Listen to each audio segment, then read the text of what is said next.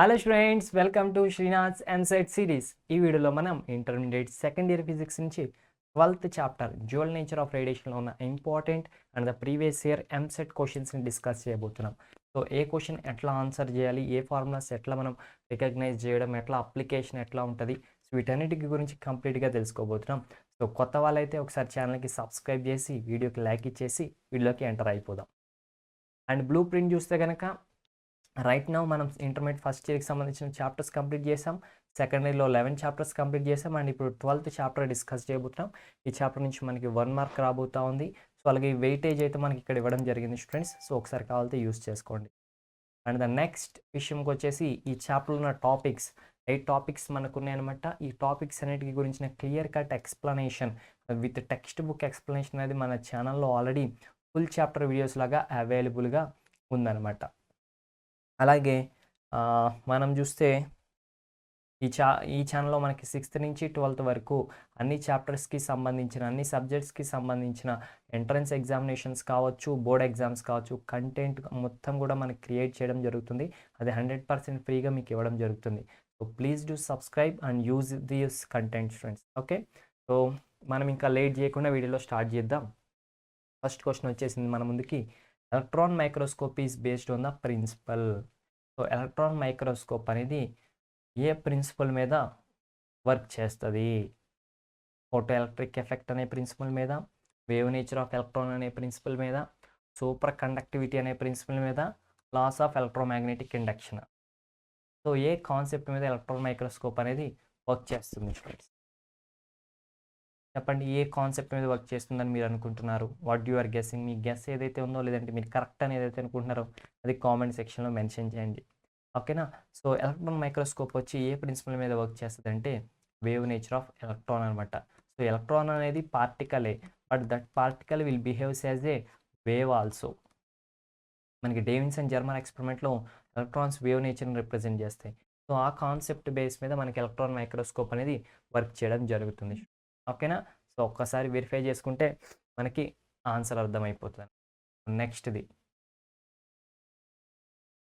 So second question మన ముందుకు వచ్చింది స్టూడెంట్స్.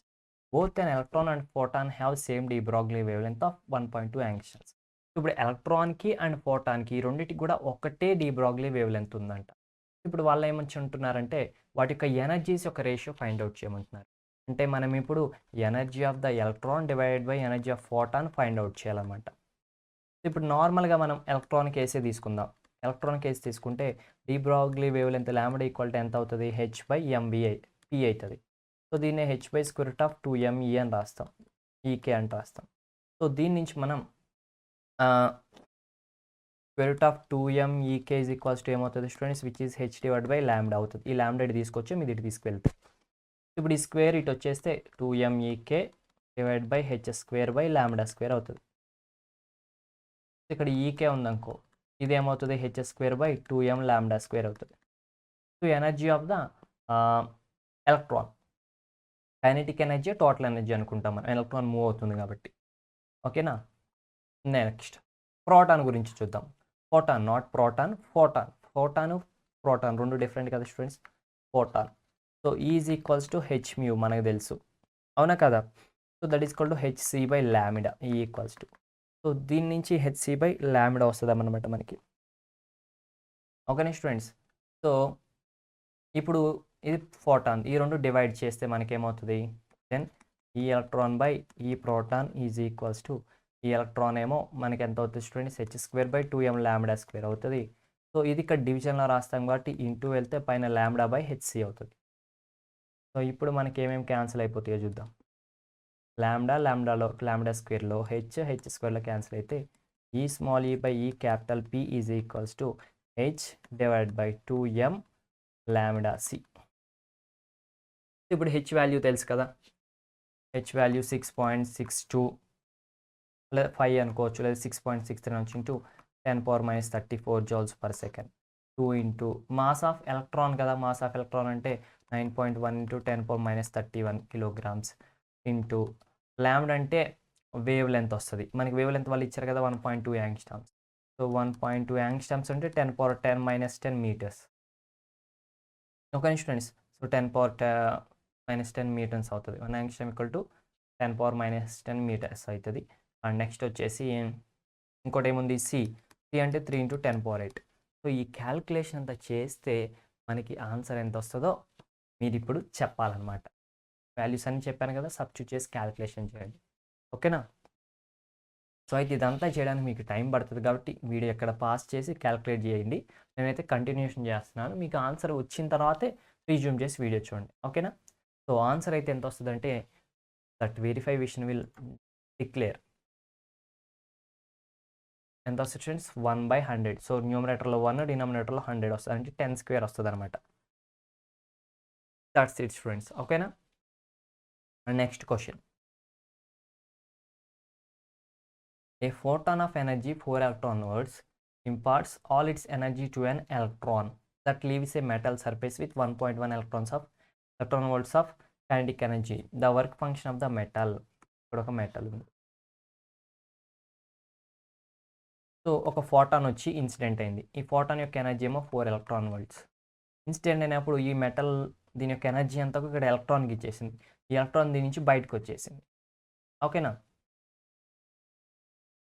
ఎంత ఎనర్జీతో బయటకు వచ్చిందంటే దీని యొక్క కైనెటిక్ ఎనర్జీ వచ్చేసి 1.1 electron volts. So 1.1 electron volts ఎనర్జీతో బయటకు వచ్చింది, మూవ్ అవుతూ బయటకు వచ్చింది ఎలక్ట్రాన్ అనేది. ఇక్కడేమో మనకి ఫోటాన్ వచ్చి ఇన్సిడెంట్ అయింది, ఆ ఫోటాన్ యొక్క ఎనర్జీ ఇచ్చారు. ఇక్కడేమో ఎలక్ట్రాన్ బయటకు వెళ్ళి ఎమిట్ అయింది. ఇప్పుడు మనం ఫైండ్ అవుట్ చేయమంటుంది ఏంటంటే ఈ మెటల్ యొక్క వర్క్ ఫంక్షన్ డబ్ల్యూని ఫైండ్ అవుట్ చేయమంటున్నారు. సో ఇక్కడ కాన్సెప్ట్ ఏంటిది, ఫోటో ఎలక్ట్రిక్ ఎఫెక్ట్. సో ఏదైతే ఫోటాన్ వచ్చే ఎనర్జీ ఇస్తుందో ఈ ఎనర్జీ 2 రకాలుగా ఉపయోగపడుతుంది. సో ఈ వచ్చిన టోటల్ ఎనర్జీలో కొంత ఎనర్జీ ఏమో దీని యొక్క వర్క్ ఫంక్షన్కి ఉపయోగపడుతుంది, అండ్ మిగిలిన ఎనర్జీ ఏమో ఎలక్ట్రాన్ యొక్క కైనెటిక్ ఎనర్జీ లాగా కన్వర్ట్ అవుతుంది. సో ఇప్పుడు వచ్చిన ఈ ఫోటాన్ ఎనర్జీ దేనికి ఈక్వల్ అవుతుంది students, one is work function, another one is the kinetic energy. ఒకటేమో వర్క్ ఫంక్షన్, ఇంకోటేమో kinetic energy.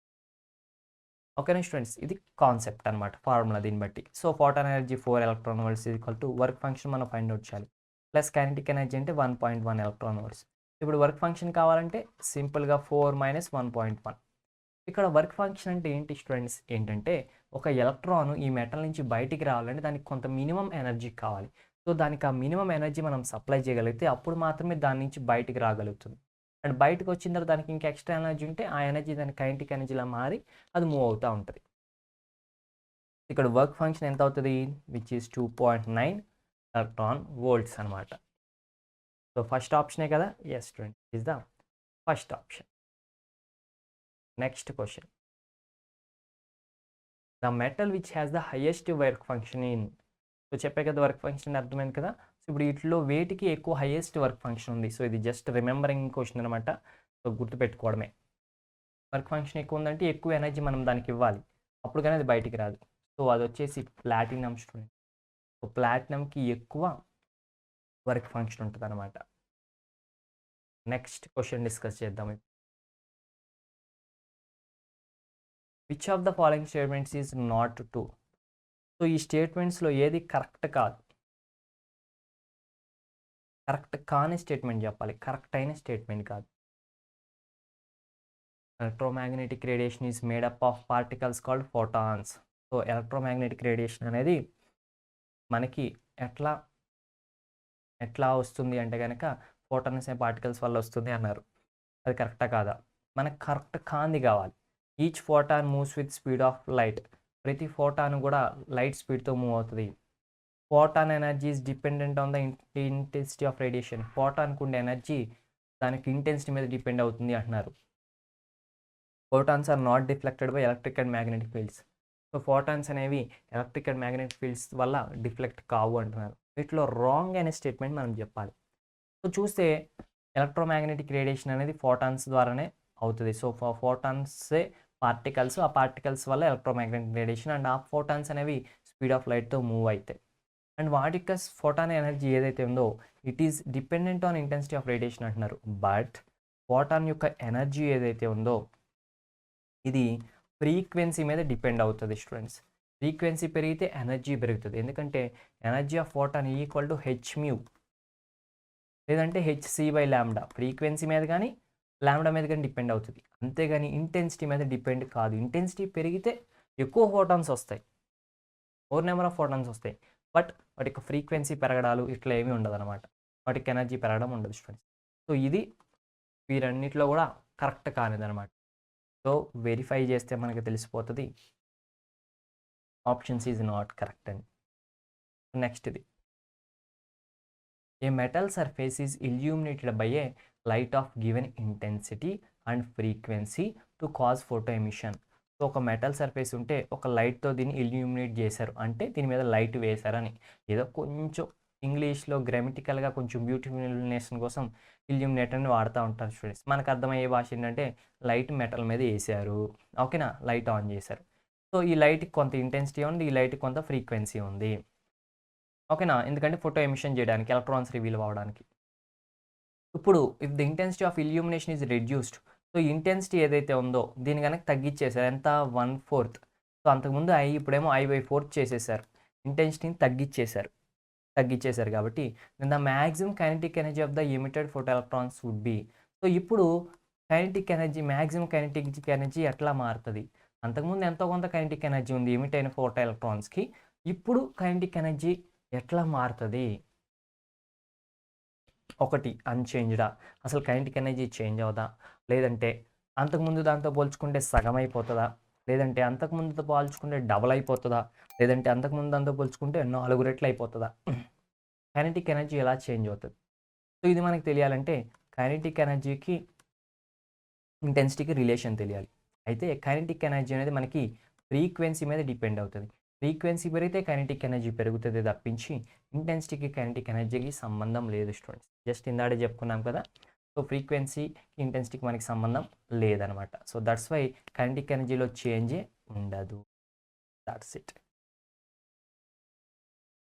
So next question, a kinetic energy of an electron which is accelerated through a potential difference of 100 volts. So ఒక electron ఉంది, ఆ electron యొక్క kinetic energy మనం find out చేయాలి. So ఎందుకంటే దాన్ని ఒక 100 volts పొటెన్షియల్ డిఫరెన్స్ మధ్య మనం ప్లేస్ చేశారు ఒక ఎలక్ట్రాన్ని. సో దీని యొక్క కైనెటిక్ ఎనర్జీ ఎంత అంటే, ఇప్పుడు దాన్ని 100 volts పొటెన్షియల్ ఎనర్జీల మీద ప్లేస్ చేశారు కాబట్టి ఇది మూవ్ అవుతుంది. మూవ్ అయినప్పుడు కొంత వెలాసిటీతో మూవ్ అవుతుంది. ఆ కొంత వెలాసిటీతో మూవ్ అయ్యే ప్రతిదానికి కొంత కైనెటిక్ ఎనర్జీ ఉంటుంది. సో ఆ కైనెటిక్ ఎనర్జీ మనం ఫైండ్ అవుట్ చేయమంటున్నారు. ఇప్పుడు మనకి కైనెటిక్ ఎనర్జీకి ఫార్ములా ఏంటంటే it is nothing but potential difference into the charge of the electron అనమాట స్టూడెంట్, ఓకేనా, విచ్ ఈస్ VQ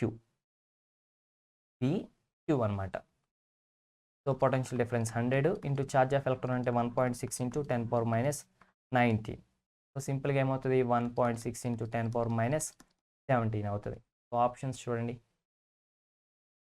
సో ఏంటిది, ఆప్షన్ డి అనమాట. So easy bit. Okay students. So next దాంట్లోకి వెళ్దాం మనం. de Broglie wavelength of the electron in the first Bohr orbit of the hydrogen atom is. So ఒక electron యొక్క de Broglie wavelength ఎక్కడంట, first orbit, Bohr యొక్క first ఆర్బిట్లో de Broglie wavelength of that electron ఎలా ఉంటుంది, is equal to the diameter of first ఆర్బిటా. So first orbit యొక్క డయామీటర్కి ఈక్వల్గా ఉంటుందా, దాని యొక్క de Broglie wavelength అనేది, ఆ యొక్క de Broglie wavelength అనేది సర్కంఫరెన్స్ ఆఫ్ ద ఫస్ట్ ఆర్బిటా, ఫస్ట్ ఆర్బిట్ యొక్క సర్కంఫరెన్స్కి ఈక్వల్గా ఉంటుందా, లేదంటే హాఫ్ ఆఫ్ ద సర్కంఫరెన్సా, అసలు size of the first orbit మీద ఇండిపెండెంటా, అసలు డిపెండెంటే కాదా, ఎలా అవుతుంది స్టూడెంట్స్?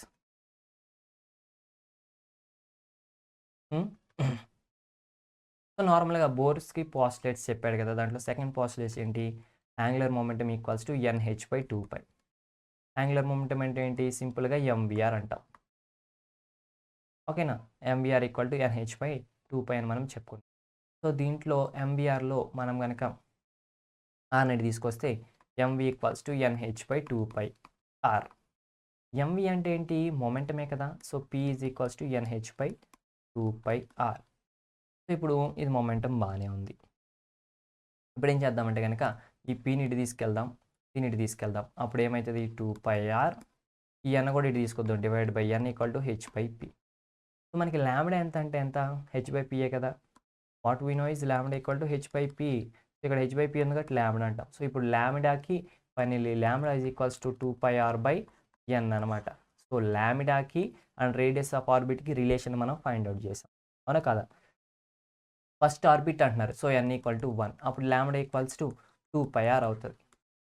సో వేవ్ లెంత్ అనేది 2πrకి ఈక్వల్. 2πr అంటే ఏంటి, ఒక సర్కిల్ తీసుకుంటే సర్కిల్ యొక్క రేడియస్, సర్కిల్ యొక్క రేడియస్ r అంటే దాని యొక్క సర్కంఫరెన్స్ ఎంత, 2πr కదా. సో ఫస్ట్ ఆర్బిట్ యొక్క సర్కంఫరెన్స్కి ఇది ఏమవుతుంది, ఈక్వల్ అవుతుంది. So it is equal to circumference of the first orbit.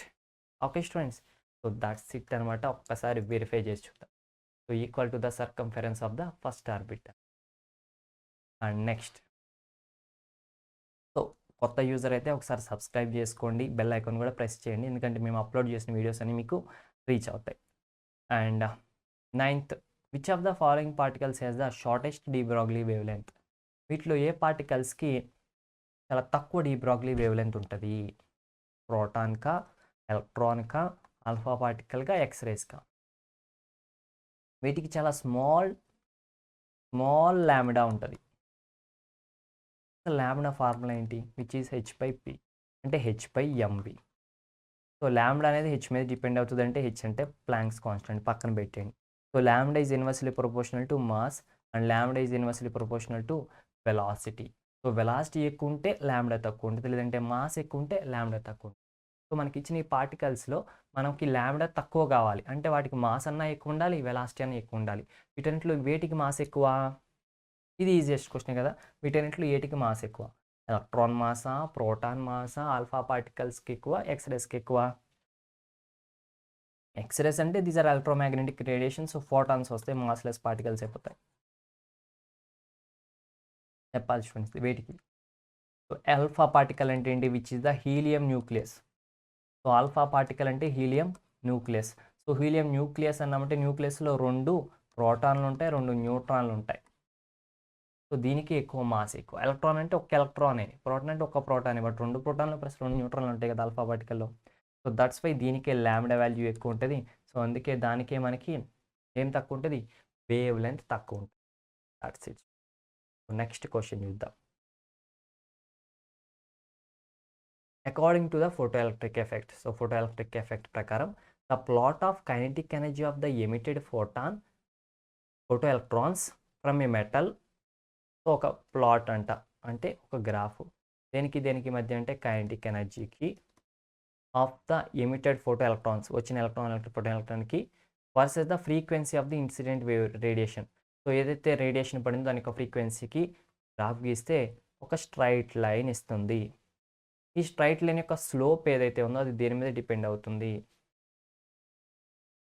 Okay, that slope is same for all metals. అన్ని మెటల్స్కి ఆ స్లోప్ కాన్స్టెంట్ అయినా and independent of the intensity of radiation. And ఆ slope ఏదైతే ఉందో అది ఇంటెన్సిటీ మీద depend అవ్వదా, లేదంటే ఇంటెన్సిటీ మీద డిపెండ్ అవుతుందా, లేదంటే ఇంటెన్సిటీ మీద అండ్ మెటల్ మీద కూడా డిపెండ్ అవుతుందా, లేదంటే మెటల్స్ మీద డిపెండ్ అవుతుందా ఈ స్లోప్ అనేది. సో ఆ స్లోప్ అనేది దేని మీద డిపెండ్ అవుతుంది, స్లోప్ దేనికంటే కైనెటిక్ ఎనర్జీకి, ఫ్రీక్వెన్సీకి. సో కైనెటిక్ ఎనర్జీ అనేది ఫ్రీక్వెన్సీ మీద డిపెండ్ అవుతుంది. అండ్ దట్ ఫ్రీక్వెన్సీ అనేది ఇంటెన్సిటీ మీద డిపెండ్ అవుతుందా, అవ్వదు కదా స్టూడెంట్స్. మనం ఇందా నుంచి చెప్పుకుంటున్నాం కదా, ఇంటెన్సిటీ మీద డిపెండ్ అవుతుంది. ఇదేమో డిపెండ్ అవుతుంది అంటున్నారు కాబట్టి ఇది కాదు. సో ఈ రెండిట్లో ఉంది. ఈ రెండిట్లో చూస్తే మనకి ఇది ఇంటెన్సిటీ మీద డిపెండ్ అవ్వదు అని చెప్పింది, అండ్ అన్నిటికీ ఒకటే ఉంటుందని చెప్పింది. అవును, అన్నిటికీ ఒకటే ఉంటుంది, ఎందుకంటే మనకి ఇన్సిడెంట్ అయినా ఫ్రీక్వెన్సీ పెరిగితే ఆటోమేటిక్గా ఏ మెటల్కైనా కానీ కైనెటిక్ ఎనర్జీ పెరుగుతుంది, ఎందుకంటే ఆ మెటల్ యొక్క వర్క్ ఫంక్షన్ కాన్స్టెంట్గా ఉంటుంది కదా, అది మారదు కదా దాని మీద ఫ్రీక్వెన్సీ మారినంత మాత్రాన. So option a is the correct answer. Option a is the correct answer. Next problem discuss చేద్దాం. The work function of a photo electric material is 3.3 electron volts. ఒక మెటీరియల్ ఉంది, దాని యొక్క వర్క్ ఫంక్షన్ అనేది 3.3 electron volts అంట. So వాళ్ళు మనల్ని కనిపెట్టమనేది ఏంటంటే the thresh hold frequency for such material is. So ఆ మెటీరియల్ యొక్క థ్రెష్ హోల్డ్ ఫ్రీక్వెన్సీ అంటే ఏంటంటే the minimum frequency required to eject an electron. అంటే ఇప్పుడు ఒక మెటల్ సర్ఫేస్ ఉంది, ఈ మెటల్ సర్ఫేస్ మీద ఏదైనా లైట్ పడితే దానికి ఉండాల్సిన మినిమం ఫ్రీక్వెన్సీని థ్రెషోల్డ్ ఫ్రీక్వెన్సీ అంటాం. ఆ ఫ్రీక్వెన్సీ కంటే ఎక్కువ ఉన్నా పర్లేదు, ఆ ఫ్రీక్వెన్సీ కంటే తక్కువ ఉండకూడదు. ఆ ఫ్రీక్వెన్సీ కంటే తక్కువ ఉంటే ఎలక్ట్రాన్ అనేది బయటికి రాదనమాట. ఆ ఫ్రీక్వెన్సీ కంటే తక్కువ ఉంటాయి. సో అందుకే మినిమమ్ ఉండాల్సిన ఫ్రీక్వెన్సీ ఇంత ఫ్రీక్వెన్సీ. అప్పుడే జస్ట్ ఎలక్ట్రాన్ జస్ట్ అలా బయటకు వస్తది. ఇంకా ఎక్కువ ఫ్రీక్వెన్సీ ఉంటే బయటకు వచ్చిన మిగిలిన ఎనర్జీ అంతా కైనెటిక్ ఎనర్జీలో మారి మూవ్ అవుతది. సో వర్క్ ఫంక్షన్ దేనికి ఈక్వల్ అవుతుంది? వర్క్ ఫంక్షన్ అంటే ఆ మెటల్ దాన్ని బైండ్ చేసి ఉండే ఎనర్జీ. అది దేనికి ఈక్వల్ అవుతుంది అంటే ఈ మినిమం థ్రెషోల్డ్ ఫ్రీక్వెన్సీకి ఈక్వల్ అవుతుంది. So what we know is work function equal to H mu naught. Work function అంటే హెచ్ మ్యూ నాట్ అనమాట.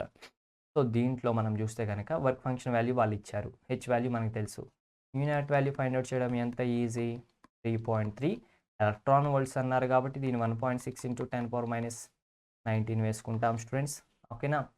డివైడ్ బై హెచ్ అంటే మనకు తెలుసు కదా 6 ఎంత వస్తుంది, 6.623 లేదా 62 అనుకోండి ఇంటూ 10⁻34. ఇలా క్యాలిక్యులేషన్స్ చేయండి, ఆన్సర్ ఎంత వస్తుందో చెప్పండి. ఆన్సర్ ఎంత వస్తుంది అనుకుంటున్నారో క్యాలిక్యులేట్ చేసి చెప్పండి స్టూడెంట్స్. ఓకేనా. సో మనకి ఆన్సర్ అయితే ఎంత వస్తుంది అంటే కనుక ఈజ్ ఆప్షన్ ఏ అనమాట. ఆల్రెడీ ఇక్కడ మనకు కనిపిస్తుంది. సో 8 ఇంటూ 10⁻14 హెడ్జెస్ వస్తుంది. సో ఒకసారి మీరు వీడియోని పాస్ చేసి క్యాలిక్యులేషన్ చేసి చూసుకొని తర్వాత రిజ్యూమ్ చేసుకోండి. నెక్స్ట్ క్వశ్చన్ చూద్దాం. The de Broglie wavelength associated with a proton under the influence of an electric potential of 100 volts. So de Broglie wavelength of a proton మనం ఫైండ్ అవుట్ చేయాలంట. అయితే ఈ టైంలో దానికి ఫైండ్ అవుట్ చేయాలి. ఈ టైంలో అక్కడున్న పొటెన్షియల్ ఏమో 100 volts అంట. ఓకేనా స్టూడెంట్స్. సో ఎట్లా ఫైండ్ అవుట్ చేయాలి? సో దీనికి ఫార్ములా వచ్చేసి ఇట్ ఈస్ మనకి వాల్యూ ఉంటుంది 0.287 యాంగ్స్ట్రామ్స్ డివైడెడ్ బై √V అంట.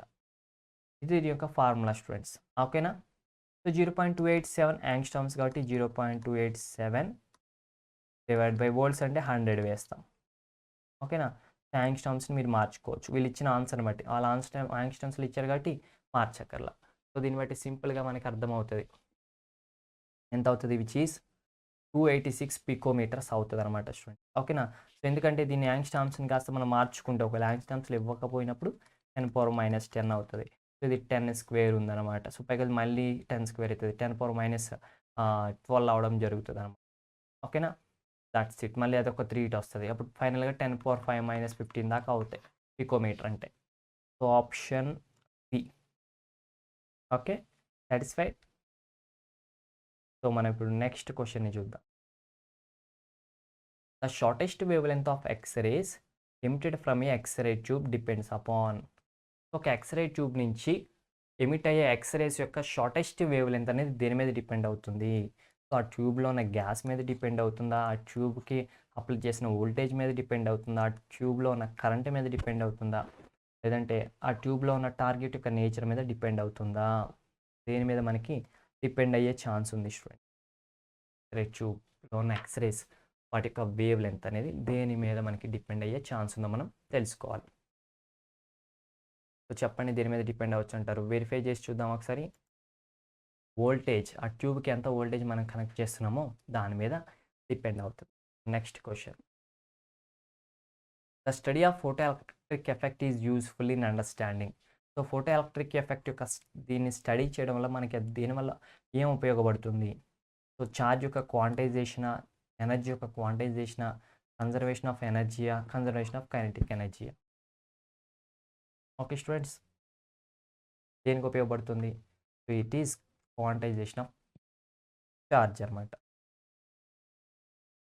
Photo cells convert. So photo cells వేటిని కన్వర్ట్ చేస్తాయి? లైట్ ఎనర్జీని మెకానికల్ ఎనర్జీ గానా, హీట్ ఎనర్జీని ఎలక్ట్రికల్ ఎనర్జీ గానా, లైట్ ఎనర్జీని ఎలక్ట్రికల్ ఎనర్జీ గానా, ఎలక్ట్రికల్ ఎనర్జీని లైట్ ఎనర్జీ గానా ఎలా కన్వర్ట్ చేస్తాయి ఫోటో సెల్స్ అనేవి? స్టూడెంట్స్, ఫోటో సెల్స్ అనేవి ఎలా కన్వర్ట్ చేస్తాయి అంటే ఫోటో సెల్స్ లైట్ ఎనర్జీని ఎలక్ట్రికల్ ఎనర్జీగా కన్వర్ట్ చేస్తాయి. అందుకే సోలార్ సెల్స్ వాడేది మనం. దట్స్ ఇట్ స్టూడెంట్స్, ఇక్కడితో ఈ సెషన్ కంప్లీట్ అయిపోయింది. And next video atoms chapter మీద ఉండబోతుంది. దాని యొక్క లింక్ డిస్క్రిప్షన్లో ఉంది, వెళ్ళి చూసేయండి. Thanks for the watching. Don't forget to subscribe the channel, like the video, share the video, comment below if you have any doubts. All the best for your EAMCET examinations. Bye bye students.